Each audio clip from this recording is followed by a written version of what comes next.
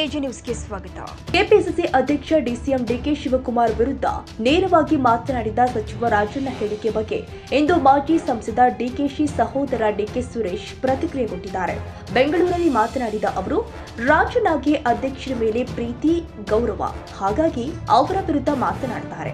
ರಾಜಣ್ಣ ಹೇಳಿಕೆ ಬಗ್ಗೆ ಮುಖ್ಯಮಂತ್ರಿಗಳನ್ನ, ಎಐಸಿಸಿ ನಾಯಕರನ್ನ, ಉಸ್ತುವಾರಿಗಳನ್ನ ಕೇಳಬೇಕು ಅಲ್ಲದೆ ಶಿವಕುಮಾರ್ಗೆ ಒಳ್ಳೆಯದಾಗಲಿ ಎಂದು ಕೆಲವರು ಮಾತನಾಡುತ್ತಾರೆ.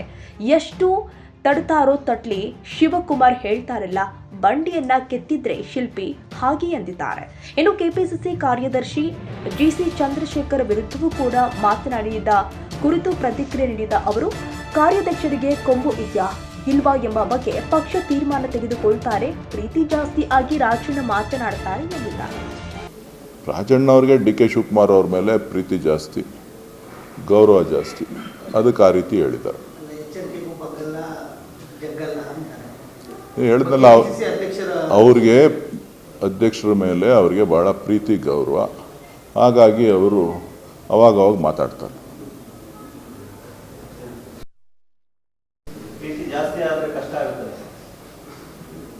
ಶಿವಕುಮಾರ್ ಒಳ್ಳೇದಾಗಬೇಕು ಅಂತ ಬಯಸಿದಾಗ ಏನು ಮಾಡೋಕ್ಕಾಗತ್ತೆ? ಒಳ್ಳೇದನ್ನು ಬಯಸ್ತಾ ಇದ್ದಾರೆ. ಅದ್ರ ಬಗ್ಗೆ ನನಗೆ ಮತ್ತೆ ಗೊತ್ತಿಲ್ಲ. ನೀವು ನಮ್ಮ ಮುಖ್ಯಮಂತ್ರಿಗಳನ್ನು, ಎಐಸಿಸಿ ಅಧ್ಯಕ್ಷರನ್ನ, ಇಲ್ಲ ನಮ್ಮ ಉಸ್ತುವಾರಿ ಕೇಳಬೇಕು.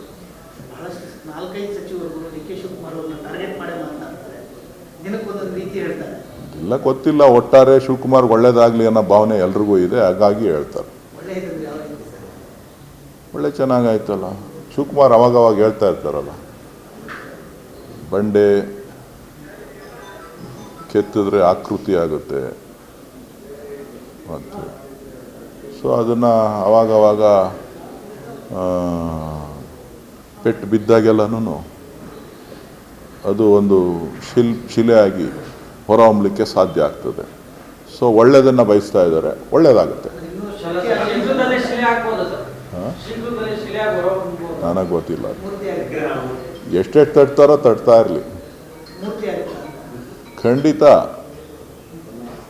ಖಂಡಿತ ಗೊತ್ತಿಲ್ಲ ನನಗೆ.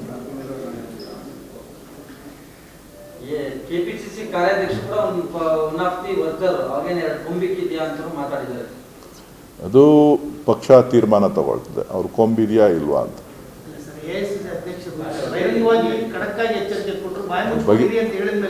ಅದ್ರ ಬಗ್ಗೆ ನನಗೆ ಅವ್ರ ಬಗ್ಗೆ ನನಗೆ ಮಾಹಿತಿ ಇಲ್ಲ. ಅದ್ರ ಬಗ್ಗೆ ಎಲ್ಲ ಅವ್ರಿಗೆ ಪ್ರೀತಿ ಜಾಸ್ತಿ ಆದಾಗ ಹಿಂಗೆ ಮಾತಾಡ್ತಾ ಇರ್ತಾರೆ. ಗೊತ್ತಿಲ್ಲ, ಅದು ಮುಖ್ಯಮಂತ್ರಿಗಳನ್ನ ಕೇಳಿ, ಎಐಸಿಸಿ ಅಧ್ಯಕ್ಷರನ್ನ ಕೇಳಿ, ನಮ್ಮ ಉಸ್ತುವಾರಿಗಳನ್ನ ಕೇಳಿ.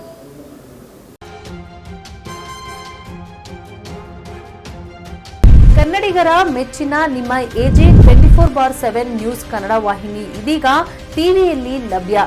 ವೇಳೆ ನೋಟಿಸ್ ಕೊಟ್ಟಿದ್ರೆ ವಾಪಸ್ ತಗೋತೀವಿ.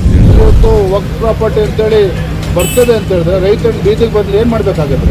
ಯಾರು ವೋಟ್ ಹಾಕಲಿಲ್ಲ ಅಂದ್ರೆ ಗ್ಯಾರಂಟಿನೆಲ್ಲ ಸ್ಟಾಪ್ ಮಾಡ್ಬಿಡ್ತೀವಿ.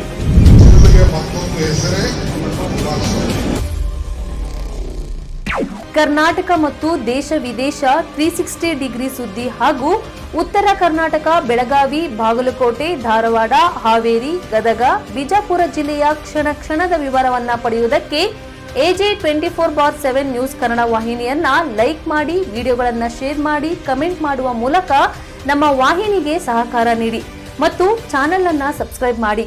ಧನ್ಯವಾದಗಳು.